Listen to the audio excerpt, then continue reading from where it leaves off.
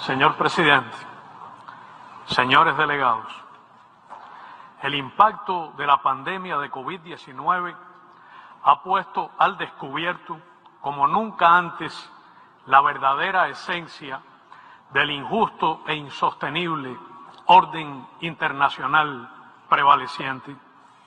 Jamás la humanidad tuvo este formidable potencial científico-técnico, ni esta extraordinaria capacidad de generación de riqueza y bienestar. Y sin embargo, nunca antes el mundo fue tan desigual y la inequidad tan profunda. 828 millones de personas, el 10% de la población mundial, padecen hambre y cerca de 50 millones de niños y niñas sufren de emaciación, la forma de malnutrición más mortífera. El desempleo afectará a 207 millones de personas en 2022, 21 millones más que en 2019. En plena cuarta revolución industrial, 773 millones de seres humanos no saben leer ni escribir. Cerca de 6,5 millones de personas han muerto debido a la pandemia de la COVID-19. Las vacunas para enfrentarla son inaccesibles para 1.000 millones de personas en países de bajos ingresos. En 2021, las transnacionales farmacéuticas ganaron 84.588 millones de dólares. La deuda externa ha sido varias veces pagada y sin embargo se multiplica. Paradójicamente, el gasto militar mundial crece de manera vertiginosa y supera por primera vez los 2 millones de dólares. Nada justifica que la humanidad siga estando amenazada por la existencia de casi 13.000 armas nucleares. Abogamos por la universalidad del Tratado sobre la prohibición de las armas nucleares. ¿Cuánto más podríamos hacer si esos recursos se destinaran a promover la salud y el desarrollo? ¿Cuántas muertes por COVID y otras causas habrían podido evitarse? ¿Cuántos niños y niñas se salvarían del hambre y las enfermedades prevenibles o curables? Señor presidente, los gases de efecto invernadero registraron concentraciones récord en 2021 y será igual este año. El nivel medio del mar ha alcanzado un nuevo máximo. Los últimos 7 años son los más cálidos registrados jamás.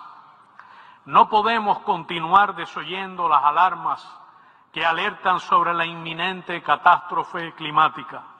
Tenemos una sola tierra, único hogar de todos, ricos y pobres. Hay que actuar sin más demora. La filosofía de la guerra y el despojo y los irracionales patrones de producción y consumo del capitalismo, denunciados por el presidente Fidel Castro, llevarán a la hecatombe. Las relaciones internacionales transitan por un camino muy peligroso. La ofensiva estadounidense, dirigida a subyugar estados por vía de la amenaza y la coerción económica, militar y político-diplomática, para someterlos a un orden basado en sus caprichosas reglas, unido a la expansión de la OTAN y el desarrollo de una doctrina agresiva y de la guerra no convencional de quinta generación, conducen inevitablemente a un clima de tensión y conflicto cuyas consecuencias son impredecibles.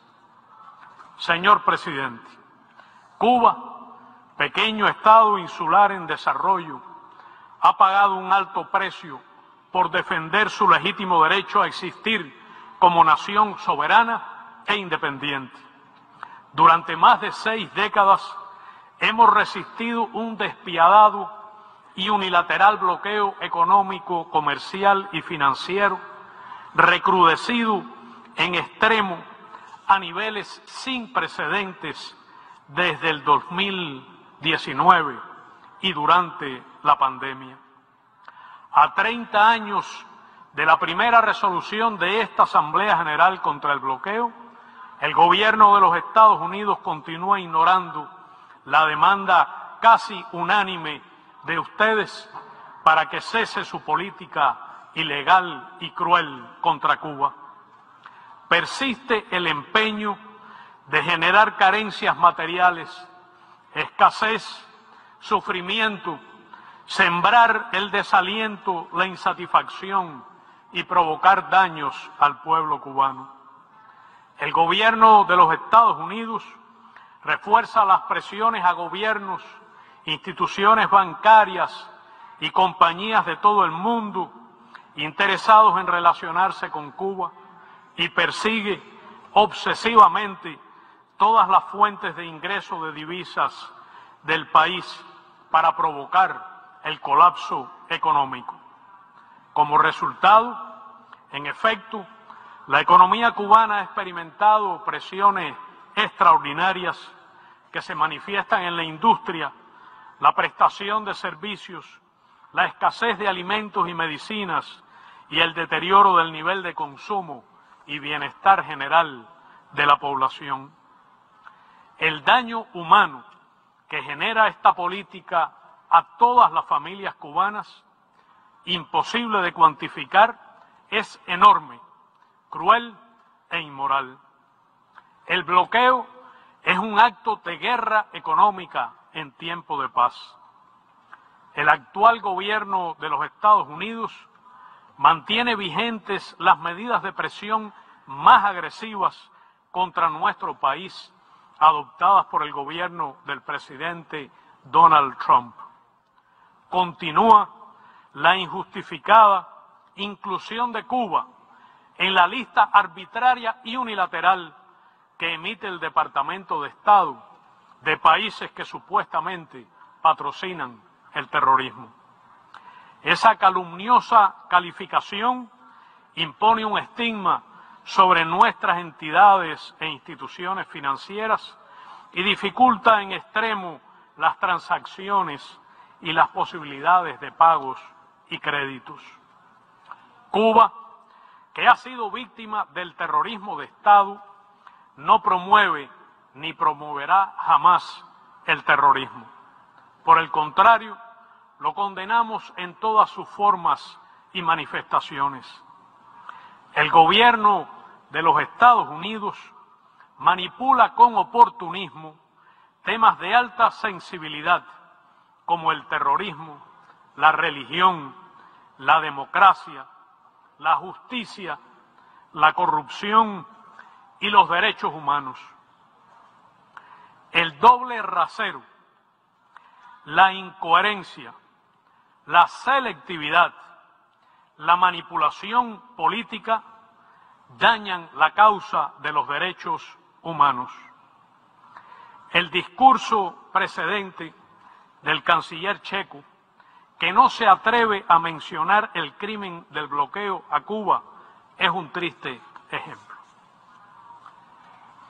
Hemos alertado claramente al gobierno de los Estados Unidos de que deben solucionarse los factores que alientan la migración irregular y provocan pérdidas de vidas, como el incumplimiento por su parte desde el 2017 de la obligación, según acuerdos bilaterales vigentes, de otorgar no menos de 20.000 visas anuales para migrantes, la existencia de la ley de ajuste cubano, el trato privilegiado con motivación política, las presiones restrictivas sobre países de tránsito regular y el bloqueo económico reforzado. El anuncio de hoy de que el procesamiento de visas de migrantes retornará a la Embajada de los Estados Unidos en La Habana es un paso positivo. Cuba reitera la disposición de avanzar hacia un mejor entendimiento con el gobierno de los Estados Unidos y desarrollar relaciones civilizadas e incluso de cooperación entre ambos países sobre la base del respeto mutuo, la igualdad soberana y sin menoscabo de nuestra independencia y soberanía, a pesar de profundas diferencias. Resaltamos el valioso compromiso y las recientes manifestaciones de cubanos y descendientes de cubanos en todas las latitudes y en este país, de respeto a los derechos soberanos de Cuba y en rechazo a la agresión despiadada de los Estados Unidos, en particular el bloqueo económico. Agradezco también profundamente las declaraciones de jefes de Estado y Gobierno en este debate general y el respaldo histórico de esta Asamblea y las muestras de solidaridad hacia Cuba por parte de gobiernos, personalidades, organizaciones políticas, movimientos de solidaridad sociales y populares del mundo entero. Hoy, esa solidaridad y apoyo siguen siendo imprescindibles. Señor presidente, a pesar de los enormes desafíos, el pueblo y gobierno cubano no han cejado en su empeño de avanzar en la construcción de una sociedad socialista más justa, democrática, próspera y sostenible. Vencimos a la COVID-19 con recursos, vacunas propias y la solidez de nuestro sistema de salud pública y de ciencia. Pudimos colaborar modestamente con el envío de 58 brigadas médicas en el peor momento de la pandemia a 42 países y territorios. Trabajamos por recuperar la vida económica y social del país, apoyar la transformación de nuestras comunidades y sostener y ampliar los programas sociales. Seguimos perfeccionando nuestro ordenamiento jurídico de nuestro Estado socialista de derecho y justicia social para asegurar el pleno disfrute de todos los derechos humanos por todas las cubanas y cubanos y enriquecer el sistema de justicia social que han disfrutado varias generaciones. El próximo 25 de septiembre, luego de un amplio proceso de participación y consulta popular, tendrá lugar el referendo legislativo sobre un novedoso e inclusivo Código de las Familias. Será un ejercicio de genuina democracia directa y poder popular y efectivo del pueblo cubano. Señor presidente, la unidad en la diversidad propuesta por el entonces presidente Raúl Castro es posible en los países del sur y la comunidad de estados latinoamericanos y caribeños que se fortalece cada vez más y va creando las condiciones para que nuestra región avance hacia formas superiores de integración y cooperación sobre la base de los postulados de la proclama de América Latina y el Caribe como zona de paz. Agradecemos la digna postura asumida por varios países de nuestra región ante las arbitrarias exclusiones en foros hemisféricos. Renovamos nuestro apoyo y solidaridad con la República Bolivariana de Venezuela, su presidente constitucional Nicolás Maduro Moros y la unidad cívico-militar de su pueblo ante los intentos por desestabilizar y subvertir el orden interno de ese hermano país. Rechazamos la aplicación de medidas coercitivas unilaterales contra Venezuela. Denunciamos los intentos imperialistas de desestabilizar al gobierno de reconciliación y unidad nacional de Nicaragua.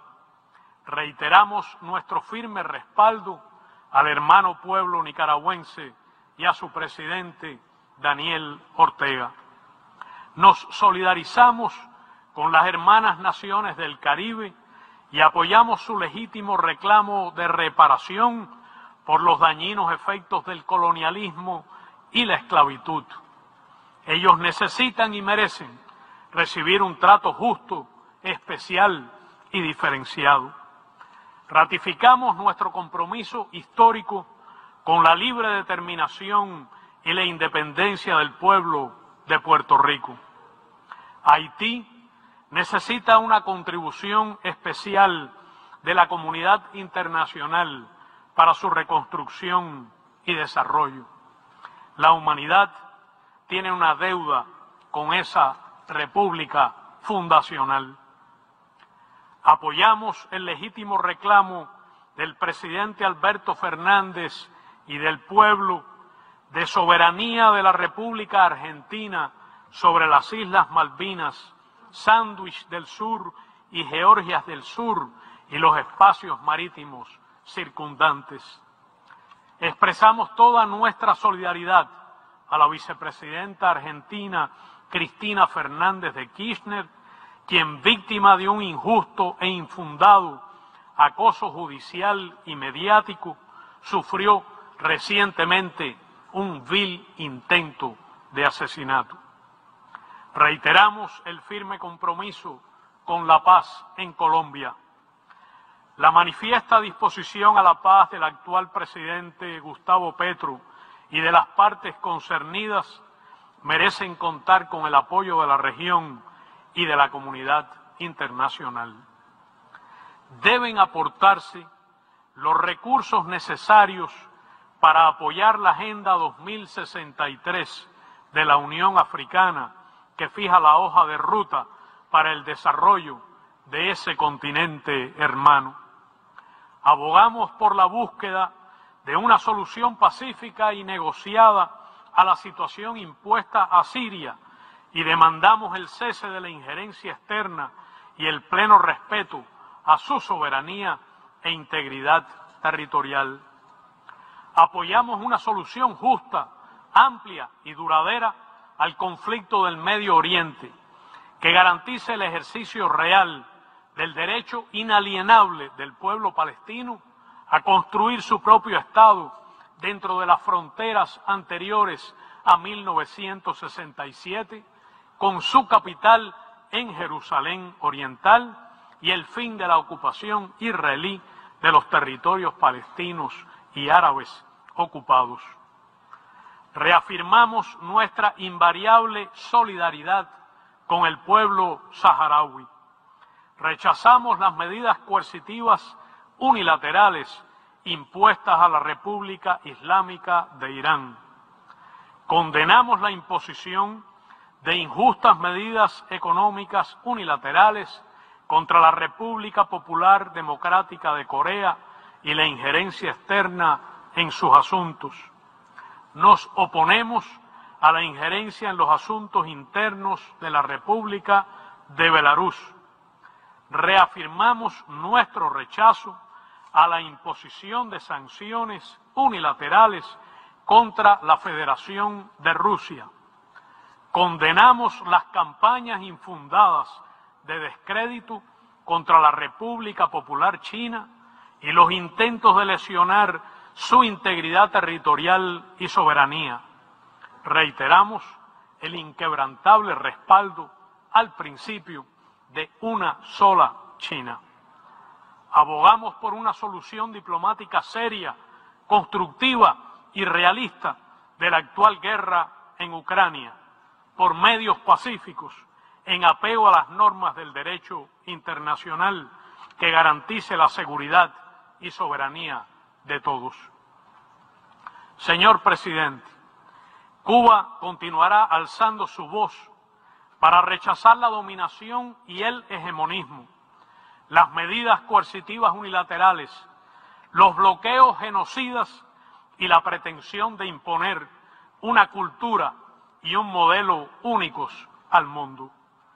No renunciaremos jamás a la defensa de la independencia, soberanía y libre determinación de los pueblos sin injerencia ni intervención extranjera. Por nuestro pasado glorioso, por el presente y futuro de las nuevas generaciones de cubanos, con el liderazgo del presidente Miguel Díaz-Canel, resistiremos creativamente y lucharemos sin descanso hasta alcanzar nuestros sueños de paz y desarrollo, con equidad y justicia social para Cuba y para el mundo. Muchas gracias.